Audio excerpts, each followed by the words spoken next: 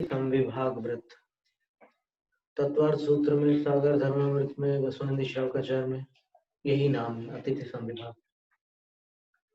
रत्नगर शावकाचार्य में वैयावृत्ति शिक्षावृत्ति।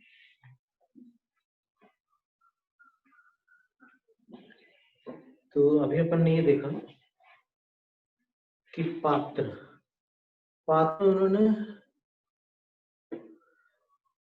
3 तो सत्पात्र बताया, 1 कुपात्र बताया और 1 अपात्र बताया। तो सत्पात्र तीनों जो है उनके पास सम्यक दर्शन होता है, और कुपात्र अपात्र के पास सम्यक दर्शन नहीं होता, वो मिथ्या दृष्टि होते हैं दोनों। अब फिर तीनों सत्पात्र सम्यक दृष्टि होते हुए भी उनमें जो उत्तम पात्र है वो व्रत, नियम और संयम के धारक होते, साधु होते हैं। व्रत, नियम और संयम के धारक साधु होते हैं। और 11 ठाण ठिया 11 स्थानों में जो स्थित हैं,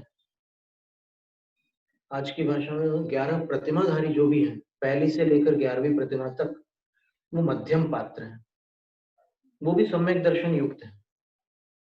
और तीसरे में लिया उन्होंने कि अविरय सम्मादिष्ठि, जो अविरत सम्यक दृष्टि, जिसके पास महाव्रत और अनुव्रत दोनों ही नहीं है, ऐसा जो सम्यक दृष्टि जीव है वो जगन्य पात्र, ऐसा जानो। अब कुपात्र और अपात्र में क्या कहा उन्होंने? दोनों मिथ्या दृष्टि है, यहाँ तीनों सम्यक दृष्टि थे सत्पात्र में। अब कुपात्र और अपात्र में अंतर यह है कि दोनों मिथ्या दृष्टि होते हुए भी जो कुपात्र है वो व्रत, तप और शील से समग्र है। उनके पास व्रत भी है, तप भी है और शील भी है। और जो अपात्र है वो कैसे है? तो सम्यक तो शील और व्रत से वर्जित अर्थात रहित है।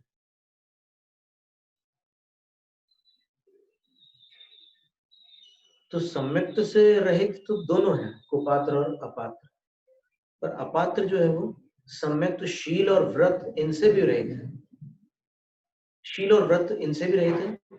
और कुपात्र जो है व्रत, तप और शील से समग्र है, परिपूर्ण है।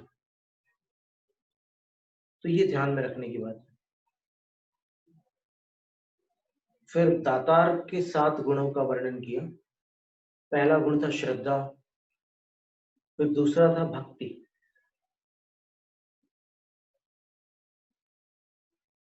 तीसरा जो है तुष्टि का अर्थ होता है संतोष अथवा प्रसन्नता, आह्लाद। चौथा विज्ञान था, विवेक। और 5वां था अलुब्धता, लोभ रहित होना। छठा क्षमा था और 7वां शक्ति था। शक्ति को यशस तिलक चंपू में सत्व कहा है, यहाँ पर शक्ति शब्द। तो जिसमें ये 7 गुण होते हैं उस दातार की प्रशंसा करते हैं। अब दान की विधि का वर्णन।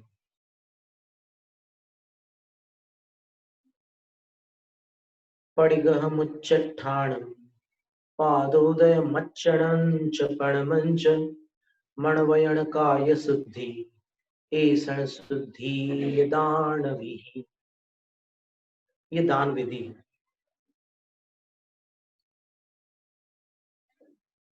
दान विधि में ये 9 क्रियाएं हैं। इसको कुछ आचार्यों ने नवोपचार विधि भी कहा है, और आचार्य समंतभद्र स्वामी ने इसी को नव पुण्य कहा है। नव पुण्य ही प्रतिपत्ति सप्त गुण समाहितेन शुद्धेन। तो पडिगह का अर्थ होता है प्रतिग्रहण, पड़गाहन जिसको बोलते हैं। फिर दूसरा उच्च स्थान है, ऊंचे आसन पर पात्र को विराजमान करना। तीसरा पादोदक, पाद का उदक यानी चरणों का प्रक्षालन करके उस उदक को सिर पर लगाना। अभी इसमें गाथाएं आएंगी, उसमें बताएंगे। केवल चरणों का प्रक्षालन करना ये नवोपचार विधि में नहीं है। प्रक्षालन, चरणों का प्रक्षालन क्यों किया? उसको प्राप्त करने के लिए पादोदक को, और उसको फिर सिर पर लगाना। अभी बताएंगे गाथा में। फिर अर्चना, अर्चना, अर्चना की परिभाषा अपन देख लेते हैं।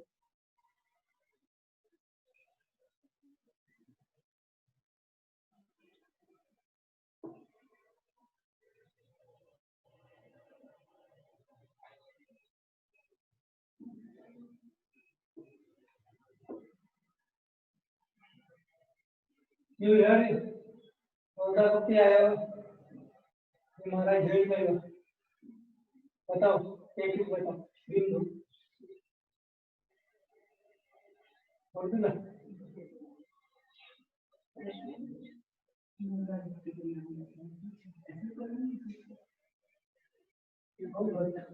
अर्चना की परिभाषा हमेशा के लिए याद रखना। अपन जितने भी चिंतन और कल्पनाएं करेंगे, अगर वो आगम की सीमा का उल्लंघन करेंगी तो फिर श्रुत की आसाधना होगी। इसलिए आगम प्रधान है। चिंतन उसकी सीमा रेखा के भीतर हो तो स्वागत योग्य है।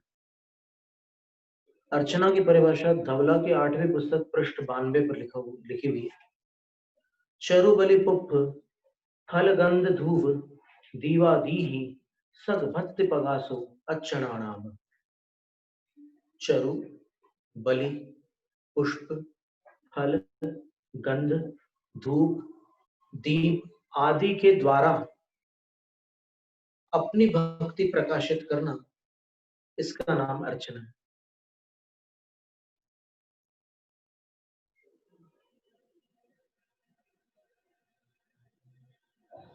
और नहीं, आदि शब्द है ना। अरे आचार्य महाराज, आदि शब्द है, 6 कैसे हो जाएंगे? आदि में तो आप 8 से अधिक ले सकते हैं।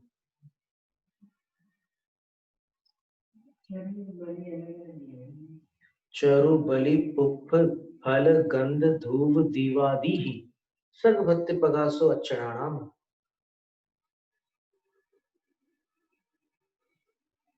ये अर्चना है। तो उसमें चारों की परिभाषा थी: अर्चना, पूजा, वंदना और नमस्कार। अंचे में पूजे में वंदा में नमन सा में बोलते हैं ना, तो चारों की परिभाषा थी। फिर एदा ही सह, इन्हीं द्रव्यों के साथ पूजा किसको कहते हैं? देखिए आप, ऐंदधय, कप्परुक्ख, महामह, सब्बदो भद्दादि महिमा विहाणम पूजा नाम। फिर बड़े बड़े जो महिमा विधान होते हैं, अनुष्ठान होते हैं, इंद्रध्वज, कल्प वृक्ष, महामह, सर्वतोभद्रादि, जो बड़ी बड़ी जिन महिमा के विधान होते हैं, अनुष्ठान होते हैं, उसका नाम पूजा है। यानी बड़ी अर्चना का नाम पूजा है और छोटी पूजा का नाम अर्चना है। ऐसा अपन साहित्यिक अलंकारिक भाषा में बोल सकते हैं। परिभाषा में तो यही है कि अर्चना सहित बड़े विधान करने का नाम पूजा है। और सामान्यतः तो पूजा और अर्चना समानार्थक है, उसमें फिर विवाद करने वाली बात नहीं है। नहीं तो कभी क्या होता है कि अपन कुछ सुन के जाते हैं तो फिर तुरंत उस धारणा में चले जाते हैं।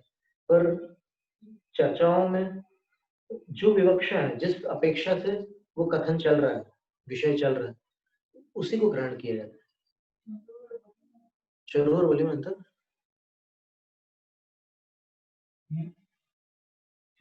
चरु और बलि में अंतर क्या है प्रश्न है, तो इसका उत्तर अभी निकालते हैं।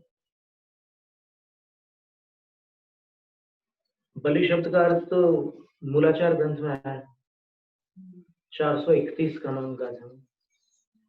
बलि नैवेद्यम, नैवेद्य को बलि कहते हैं। और चरु जो एक विशिष्ट प्रकार का पकवान है, उसको भी बता रहे हैं।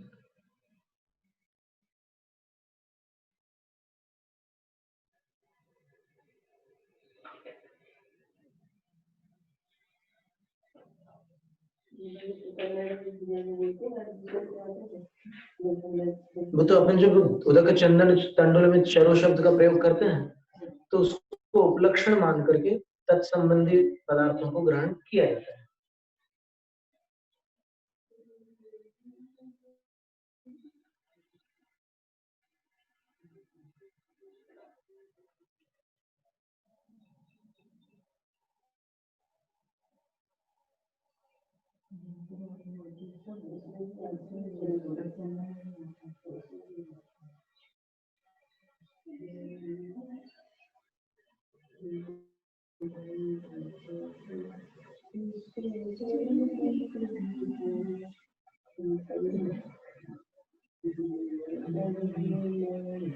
नैवेद्य का तो पहले अपन मूलाचार में देख ही लेते हैं, फिर चरु का अपन देखते हैं बाद में।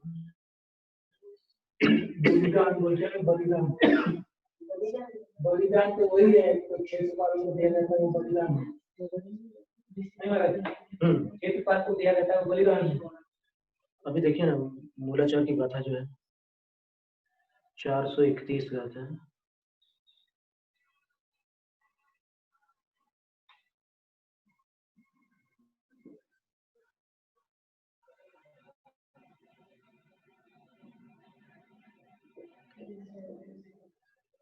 मिल गई।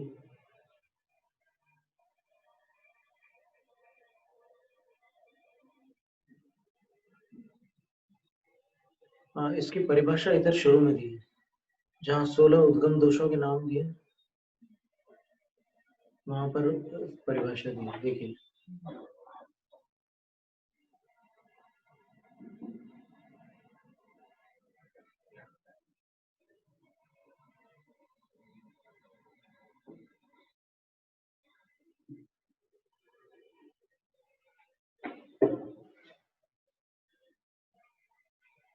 गाथा 422 में बलि शब्द है। बलिर नैवेद्यम देवार्चना।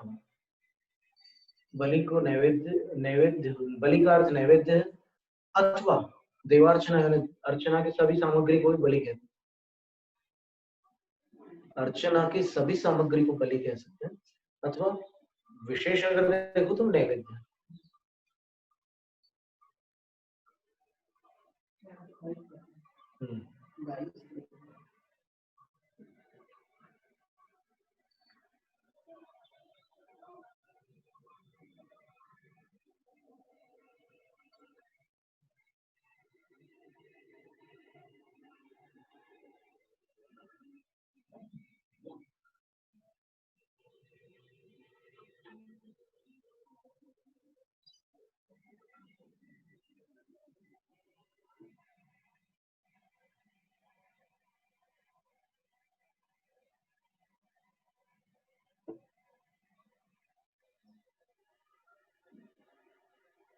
चरु के लिए संस्कृत के जो सबसे बड़े कोश है अभी विश्व में, McDonald, मोलिन, Monier Williams, Theodore Benfey और आपटे जी का तो ही है, वो निकालता है।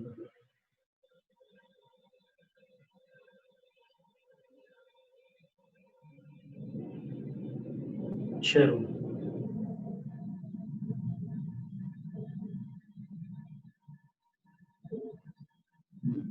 दूध में उबाला हुआ अन्न, उसको चरु कहते हैं, और उससे ऊपर घी वगैरह डाला हुआ यानी खीर।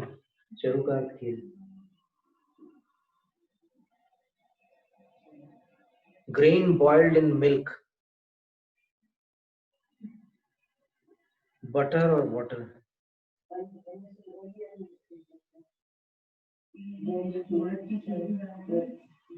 और देखते हैं दूसरे डिक्शनरी में, ये एक डिक्शनरी मैकडोनाल्ड।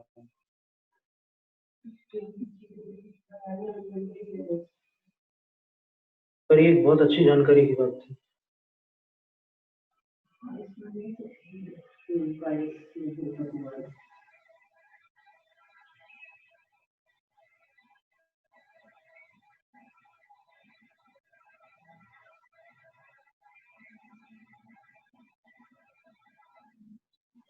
चलो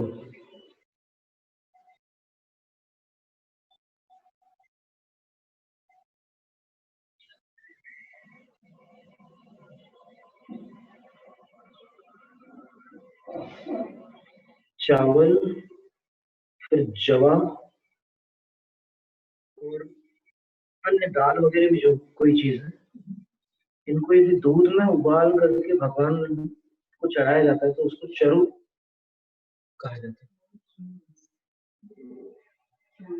यानी दूध तो हो ही गया इसमें। ये दूसरा कोश था। अब थियोडोर वेनफे देख लेते हैं। 1866 के कोश, बहुत पुराने कोश है।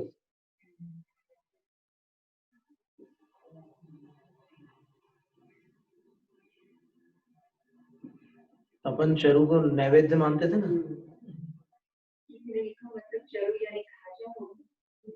अभी अपन ने जो पढ़ा है उसी पर ध्यान दें।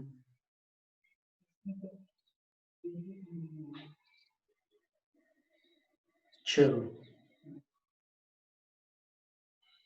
an oblation to the gods chiefly of milk and butter, मतलब ये दूध और घी में बने हुए अनाज के पदार्थ जो होते हैं उनको चरु कहते हैं।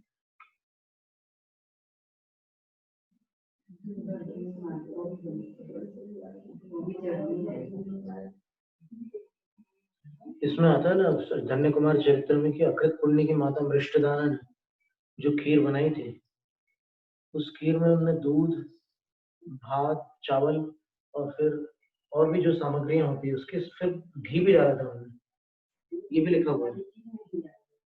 तो वो चरु था और उन्होंने वो आहार सुब्रत मुनिराज को दिया, मासोपवासी मुनिराज थे। और फिर जो पुण्य कमाया उसने अकृत पुण्य दान नहीं दिया देख करके अनुमोदना से, तो अगर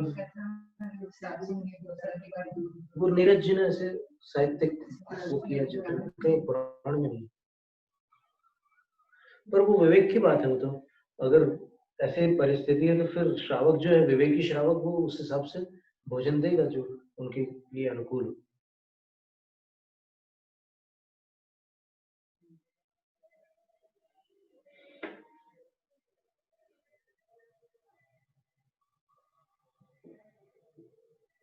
तो इतना पर्याप्त है।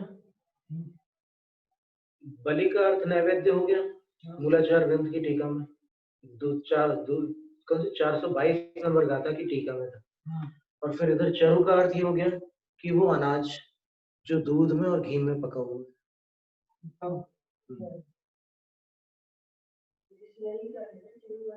चरु का तो डिक्शनरी में।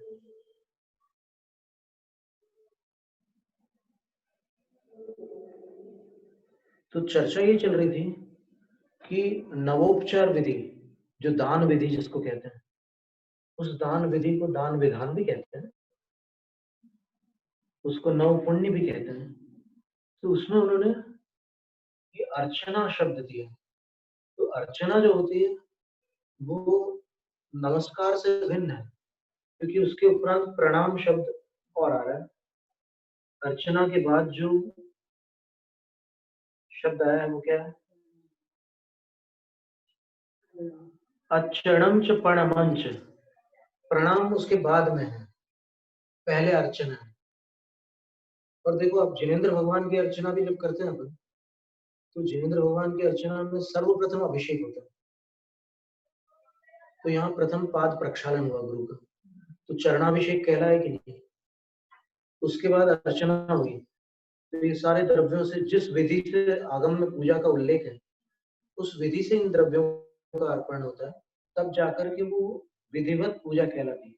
आज वर्तमान में निर्वपामीति स्वाहा बोल करके सभी द्रव्य चढ़ाए जा रहे हैं। को भी भगवान के साथ निर्वपामीति शब्द का जो प्रयोग चला है वो कब से चला है अपन नहीं कह सकते, कहाँ से चला है ये भी अपन नहीं जानते, खोज करनी होगी।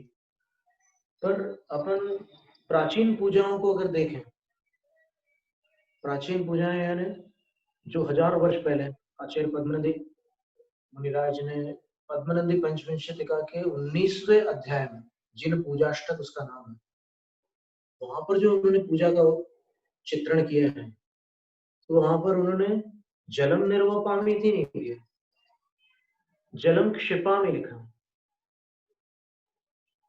धारा त्रयम, जल की 3 धारा का मैं क्षेपण करता हूँ। क्षेपण करने का अर्थ होता है डालना। जल की 3 धाराएं मैं डालता हूँ, कहाँ डालता हूँ? अग्रभूमो, जिनेंद्र भगवान के सामने की जो भूमि है उस पर मैं 3 धारा डालता हूँ। क्यों डालता हूँ? तो 3 अग्नियों को बुझाने के लिए डालता हूँ। वो कौन सी 3 अग्नि है? तो बोलते हैं कि जन्म, जरा और मरण। इन 3 अग्नियों को बुझाने के लिए मैं जिनेंद्र भगवान के की जो अग्रभूमि है उस पर 3 धाराएं डालता हूँ। जल धारा त्रयम क्षिपामी, ये शब्द है, निर्वपामी नहीं है। निर्वपामी का अर्थ क्या होता है? ये सारी बारीक बारीक बातें हैं थोड़ी सी, तो इसकी जानकारी अगर श्रावकों को हो तो बड़ी अच्छी बात है, और साधुओं को हो तो भी अच्छी बात है। निर्वपामी वप धातु है, जिसमें ल्युट प्रत्यय करने से वपन शब्द बनता है। वपन का अर्थ क्या होता है? बीज वपन। किसान बीज वपन करता है खेत में, वपन का अर्थ होता है बोना। और निर्वपन का अर्थ होता है निशेषेण वपन, पूरी तरह बो देना, उसके बदले कोई लौकिक कामना न करना। इस तरीके से वो उस द्रव्य को वहां पर एक प्रकार से अपन अपने कार्बन शरीर में ही वो बीज बो रहे हैं भगवान की भक्ति करते समय। तो वो बीज कालांतर में अपने लिए सातिशय पुण्य रूप फल देगा। तो उसको निशेष रूप से बो देना, उसके लिए लौकिक कामना न करते हुए बोना, वो निर्वपन होता है। और यहाँ पर आचार्य महाराज ने, पद्मानंदी आचार्य महाराज ने पूजा में उन्होंने जिनेंद्र भगवान की अग्रभूमि पर 3 धाराओं को डालकर 3 अग्नि बुझाने की भावना की, जन्म, जरा और मरण। तो जल धारा वहां डालने के लिए लिखा है। हाँ, और वहां पर कोई भी पात्र वगैरह कुछ भी हो सकता है वहां पर, जो पहले रहता होगा, तब 1000 साल पहले अगर उन्होंने लिखा है तो फिर उस काल की वैसी स्थिति होगी निश्चित रूप से, या उसके पहले हमेशा से वही व्यवस्था हो।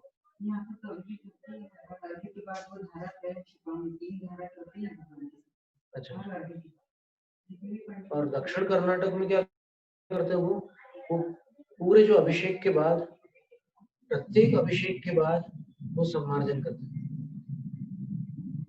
जैसे दुग्धाभिषेक किया उन्होंने, तो दुग्धाभिषेक के बाद सीधे सीधे वो कोई अन्य अभिषेक नहीं करेंगे, उसके बीच में एक जल धारा कर देंगे, वो मार्जन हो जाएगा। यहाँ पर तो बाहुबली भगवान के वहां तो नहीं करते, जो भी है, पर यहाँ सर्वत्र नहीं होता वैसे।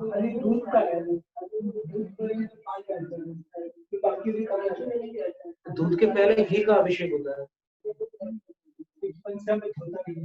वो ठीक है, वो अलग विषय हो जाएगा, पर अभी चर्चा ये है कि जो वो सम्मार्जन की बात थी, उसमें ऐसा उल्लेख है जय धवला में कि अभिषेक के बाद में तो सम्मार्जन की प्रक्रिया होती है। अब चंदन अभिषेक के बाद में और अवतरण होता नहीं है, कोई बात नहीं, यहाँ जो चल रहा है उसकी चर्चा नहीं है अपनी। अपन जो पद्मानंदी आचार्य महाराज ने जो विधि बताई है उस पर अपन चर्चा कर रहे हैं। तो वो फिर आगे लिखते हैं कि अब जल के बाद कौन सा दूसरा द्रव्य है? तो गंध है। तो उसके लिए उन्होंने लिखा है कि चर्चा। गंध का चर्चन का अर्थ क्या होता है? चर्चन का अर्थ एक मिनट अपन कोश से देख लेते हैं ताकि किसी के अंदर संदेह न रहे। चर्चन में सरल सरल शब्द है कि अब मुझे लगा देना, अपन देख लेते हैं ना, क्योंकि आज पूरा जैन धर्म इन 8 द्रव्यों में फंस गया और इसको नाम दिया गया है पंथवाद। अब अपन आगम में देखते हैं और भाषा शास्त्रों में देखते हैं, कोश में देखते हैं।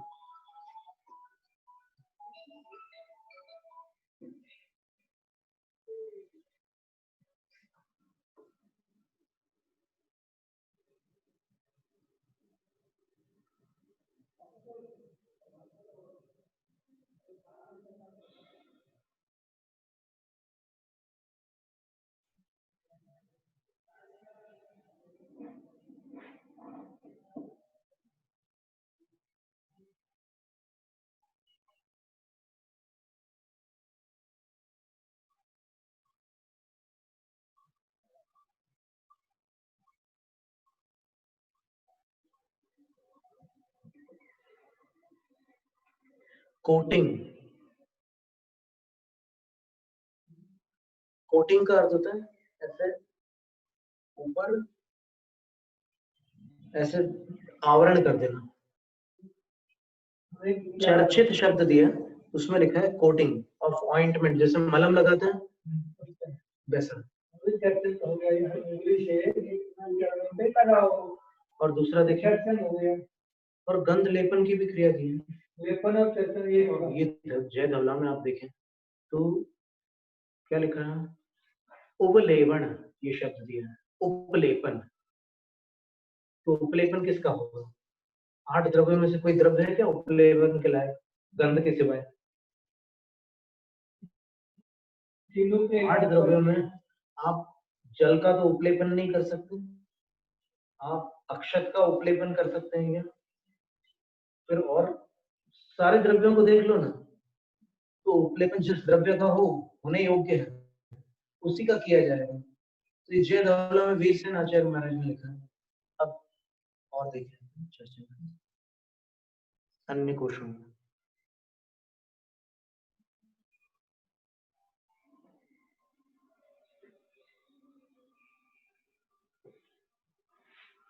चर्चा शब्द का अर्थ दिया है कि एक शब्द को दोहराना।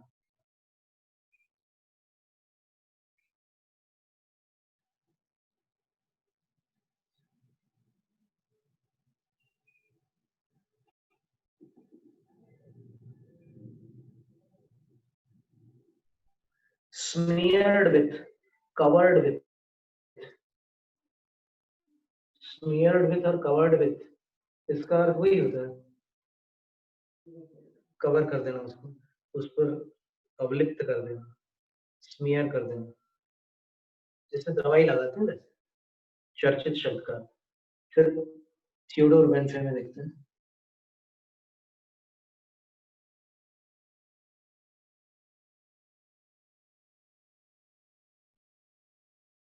यहाँ पर भी स्मीयर्ड शब्द दिया है।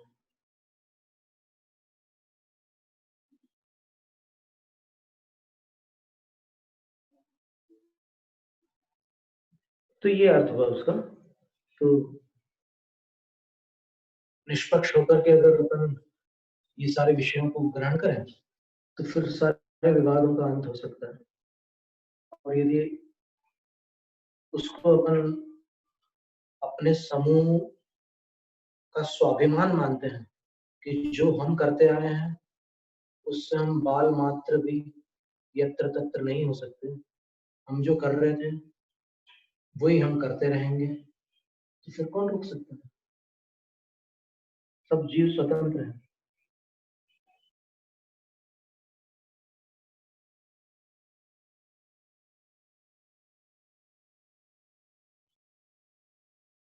फिर उसमें चर्चन शब्द दिया पद्मनंदी पंचमी शतिका में। फिर इसके बाद जो है अक्षत, अक्षत के लिए उन्होंने लिखा है कि अक्षत पुंज पंक्तिम ददामी, यानी अक्षत के जो पुंज होते हैं ऐसे उनकी एक पंक्ति मैं देता हूँ। देता हूँ का मतलब यहाँ भगवान के सामने जैसे पंच कल्याणक हुए भगवान के, तो 5 पुंजों की एक पंक्ति देता हूँ। पुंज पंक्ति का अर्थ केवल अक्षत की रेखा खींचना नहीं है, पंक्ति नहीं दे रहे, पुंज पंक्ति लिखा हुआ उसमें। तो 1 2 3 4 5 भगवान के सामने 5 पुंज हो जाएंगे, गुरु के सामने 3 हो जाएंगे, और शास्त्र के सामने 4 होने के 4 पुंज हो जाएंगे। अक्षत पुंज पंक्ति, पुंज राजी शब्द दिया उसमें मूल श्लोक में, राजी का अर्थ पंक्ति होता है। फिर अक्षत के बाद जलगंध, अक्षत, फिर पुष्प। पुष्प के लिए इधर जय धवला ग्रंथ में आरोपण दिए हैं, पुष्पारोपणम करोमि या पुष्पम आरोपयामि, पुष्पाण्य आरोपयामि, आरोपयामि। आरोपण का अर्थ होता है, आरोपण के अपन और दृष्टांत देख लेते हैं तो आपको समझ में आ जाएगा। आरोपण जो होता है वो जैसे कोई दीक्षार्थी है, तो दीक्षार्थी पर गुरु, अभी जो अपने जो धर्म परिचर्चा थी ज्ञानमती माता जी, गणनी माता जी के मुखारबिंद से सुनी अपन, तो उनके ऊपर अभी जो संस्कारोपण विधि आने वाली व्रतारोपण, तो वो दीक्षार्थी पर व्रतारोपण था, प्रतिमा जी पर संस्कारारोपण होता है, भूमि पर वृक्षारोपण होता है, और जिसके प्रति अपने अंदर द्वेष होता है उस पर दोषारोपण होता है। और यहाँ पर जिनेंद्र भगवान पर पुष्पारोपण शब्द का प्रयोग किया है वीरसेन आचार्य महाराज ने। और केवल वीरसेन आचार्य महाराज ने नहीं, आरोपयामास सुपुष्प माला, माला, मालाओं का आरोपण भी बताया है और आरोपण बताया है।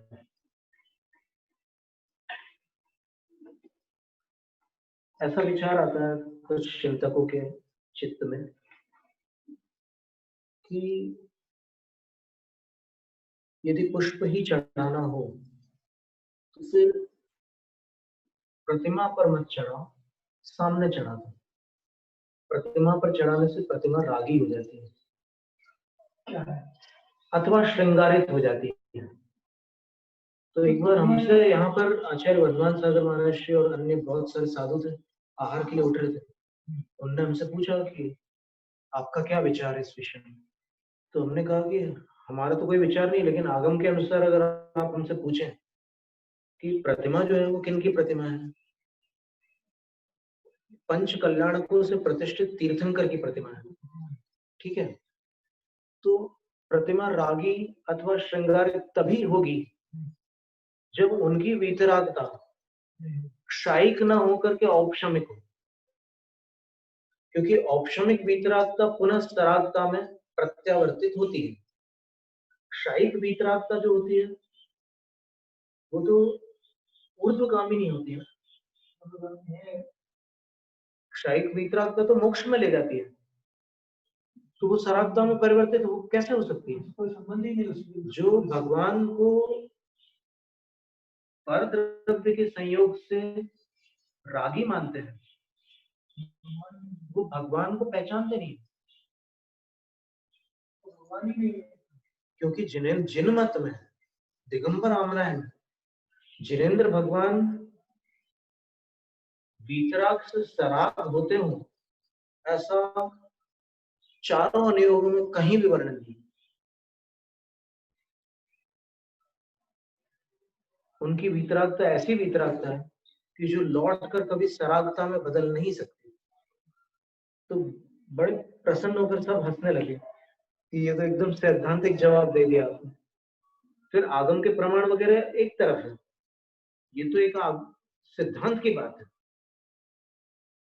सराग कौन हो सकता है?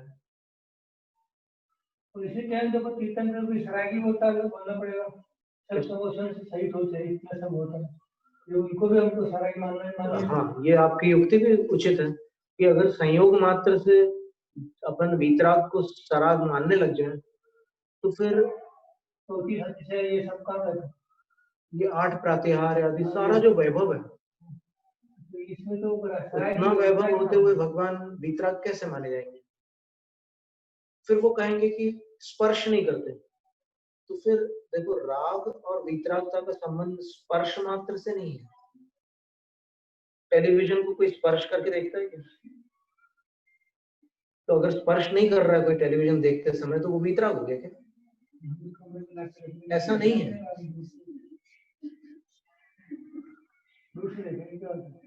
और जब लिखा है आरोपण, तो आप पहले ये बताइए, व्रतारोपण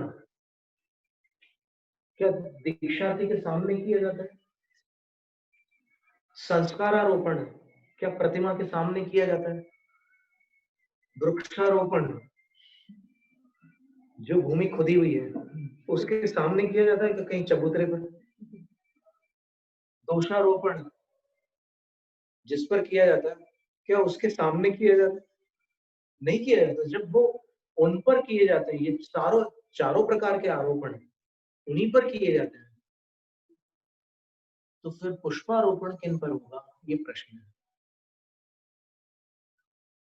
और आपको ये भी समझना होगा, अगर आप ये कहते हैं कि प्रतिमा श्रृंगारित हो जाती है, तो पहले आपको ये बताना होगा कि श्रृंगार क्या होता है। श्रृंगार के 16 प्रकार बताए गए हैं।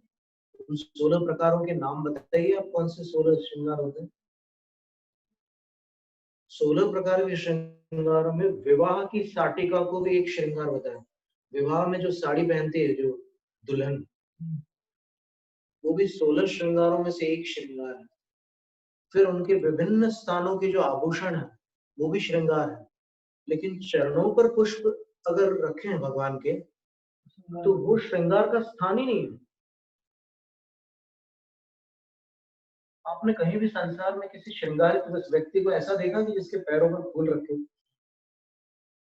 उसने अपने श्रृंगार के लिए पैरों पर फूल रखवाए हो, ऐसा देखा कभी नहीं। तो उसको श्रृंगार कहना युक्ति संगत और पद्धति संगत नहीं है, क्योंकि लोक में 16 श्रृंगारों के जो नाम है हमारे पास पूरे लिखे हुए हैं। 16 श्रृंगारों के नाम, उसमें कहीं भी चरणों पर कोई चीज रख देने मात्र से उसको श्रृंगार नहीं कहा गया।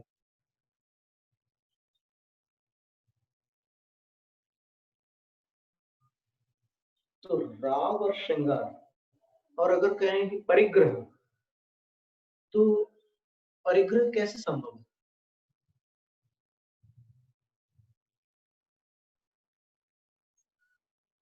अपरिग्रह महाव्रत में साधु के अयोग्य परिग्रह का त्याग कर दिया। विसर्ग तप में साधु के योग्य परिग्रह का त्याग कर दिया। और 12वें गुणस्थान में तो ऐसी अवस्था प्राप्त हो गई कि वो व्रत और अव्रत दोनों से ऊपर उठ गए, त्याग और ग्रहण से परे हो गए वो। और वस्तुतः देखा जाए तो केवल ज्ञान होने के बाद तो न त्यागो, समाधि तंत्र में आता है ना, त्यागादाने बहिर्मूढ़ करोत्यध्यात्म मात्मविद नान्तर बहिरुपादान न त्यागो निश्चित आत्मन। बहिरात्मा बाहर से त्याग और ग्रहण करता है। बाहर से क्या त्यागा? पापों को, पाप क्रियाओं को छोड़ा। और ग्रहण क्या किया? दीक्षा को, बहिरात्मा। और अंतरात्मा ने क्या किया? अंदर से जो अनुराग था विषयों के प्रति और जो कषाय थी उसका त्याग किया। और ग्रहण क्या किया? लब्धि स्थानों को ग्रहण किया, विशुद्धि को ग्रहण किया। अंतरात्मा और बहिरात्मा के त्याग और आदान का वर्णन करते हुए पूज्यपाद आचार्य महाराज ने ऐसा लिखा। और परमात्मा के क्या होता है? पूरे निश्चित आत्मा न त्यागो न उपादान, न तो वो कोई त्याग करता है न ग्रहण करता है। तो फिर जिनेन्द्र भगवान परिग्रही कैसे हो सकते हैं? परिचय ही नहीं है ऐसा कहने वालों को। भगवान रागी हो जाते हैं, भगवान श्रृंगारित हो जाते हैं, भगवान परिग्रही हो जाते हैं, ऐसा वही कह सकता है जो अजैन है। अथवा जैन होकर भी जिनेन्द्र भगवान का स्वरूप जिसके ज्ञान में नहीं है, वही कह सकता है। जब गुरुदत्त मुनिराज को वस्त्र लपेट कर जला डाला उपसर्ग करने वाले ने, तब भी वो परिग्रही नहीं हुए। तो मुनि जब परिग्रही नहीं हुए तो भगवान कैसे परिग्रही हो जाएंगे? भगवान का शील कैसे दूषित हो जाएगा? भगवान में विकार कैसे उत्पन्न हो जाएगा? कारण के अभाव में कार्य नहीं होता, ज्ञानावरण के अभाव में अज्ञान नहीं होता, कषाय के अभाव में राग नहीं होता। तो जिन कारणों का भगवान अभाव कर चुके हैं, उन कारणों से होने वाले कार्य भगवान में मानना मिथ्या ज्ञान है या सम्यक ज्ञान है?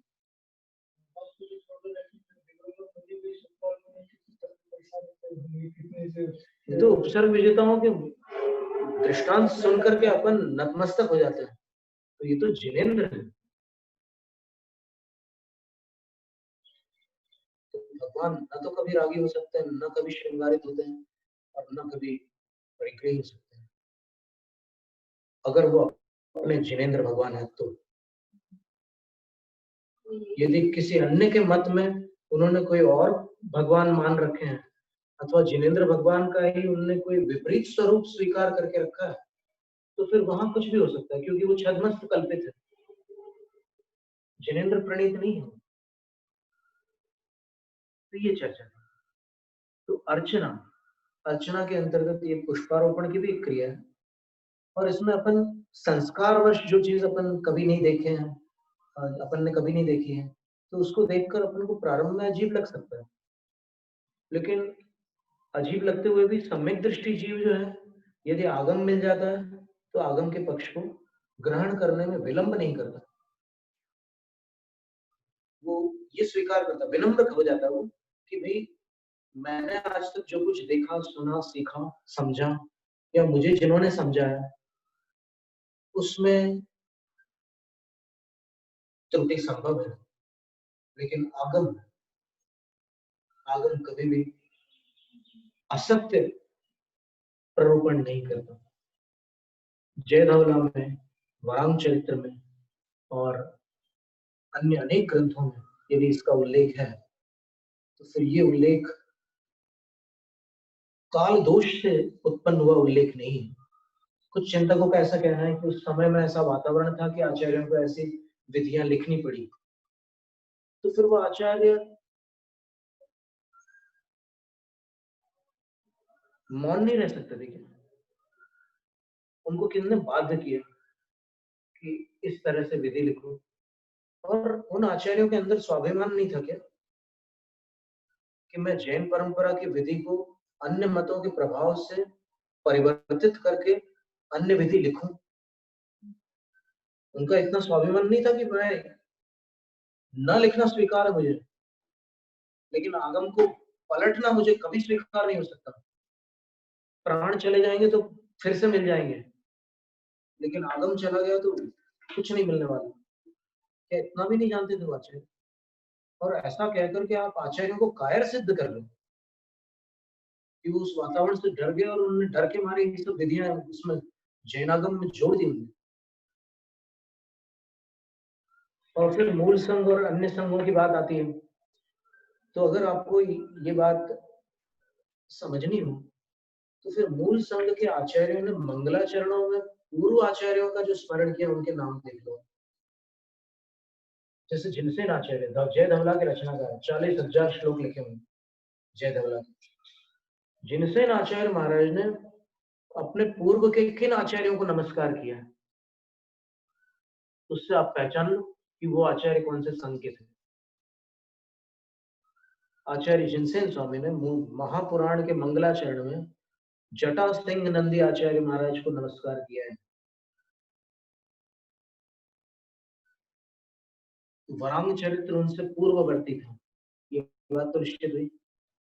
4 ग्रंथों की रचना, 4 पुराणों की रचना काष्ठा संघ की उत्पत्ति से पूर्व हुई थी। काष्ठा संघ की उत्पत्ति विक्रम संवत 753 में हुई, तो उससे पूर्व में 4 प्रथमा युग के ग्रंथ रचे जा चुके थे। वरांग चरित्र, पार्श्वाभ्युदय, पद्म पुराण और हरिवंश पुराण।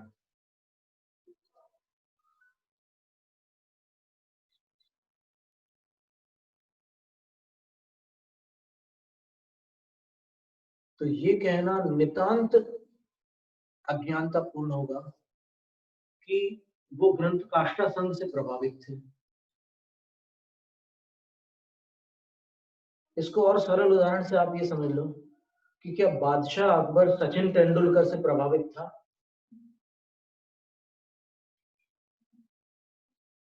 वो काम तो जो पूर्व कालवर्ती है वो उत्तर कालवर्ती से कैसे प्रभावित हो जाएगा? तो जब काष्ठा संघ 753 में बना और ये 4 ग्रंथ काष्ठा संघ से पहले रचे गए, तो फिर काष्ठा संघ से प्रभावित कैसे कह सकते हैं आप इन ग्रंथों को? और इन ग्रंथों में क्या क्या वर्णन है, आप पढ़ोगे तो फिर होश ठिकाने आ जाएंगे। इसलिए अपने पूर्वाग्रहों को छोड़कर, चाहे जब आपको पसंद हो तब छोड़ना, लेकिन अंतिम श्वास के पहले अपने पूर्वाग्रह को छोड़कर आगम का आग्रह कर लेना। आगम को स्वीकार करने से कषाय का नाश होता है और आग्रह को स्वीकार करने से कषाय दृढ़ होती है। तो ये अभी अर्चना की बात चल रही है। अर्चना बिना द्रव्यों की होती ही नहीं। और भाव पूजा में जो बात कही है, अपन ने पढ़ा था प्रतिक्रमण ग्रंथ त्रय में पृष्ठ क्रमांक 157 में, वहां पर भाव पूजा का अर्थ लिखा था सिद्ध भक्ति, श्रुत भक्ति, गुरु भक्ति। ये जो वचनात्मक अपन भक्तियां पढ़ते हैं वो भाव पूजा है। और जो द्रव्य के द्वारा पूजा करते हैं वो द्रव्य पूजा है। गंध पुष्पादि प्रचुर द्रव्य जो लिए जाते हैं उसको द्रव्य पूजा का प्रभाचंद्र आचार्य। और प्रभाचंद्र आचार्य महाराज को भी बड़े बड़े महान आचार्यों ने नमस्कार किए। मंगलाचरण देखिए, आप सभी ग्रंथों के मंगलाचरण देखो तो पता चले। मूल संघ के ग्रंथ उनके मंगलाचरण देखो, आप उन्होंने पूर्व कौन से पूर्वाचार्यों को नमस्कार किए। यद्यपि अनेक प्रभाचंद्र आचार्य हुए, लेकिन फिर भी आप एक शैली विज्ञान पढ़ाया जाता है वाराणसी में। शैली विज्ञान से आप जान सकते हैं कि ये प्रभाचंद्र आचार्य, ये प्रभाचंद्र आचार्य समान है या भिन्न है। आपके सामने दो ग्रंथ है प्रभाचंद्र आचार्य, शैली से आप पहचान सकते हैं कि ये उन्हीं की शैली।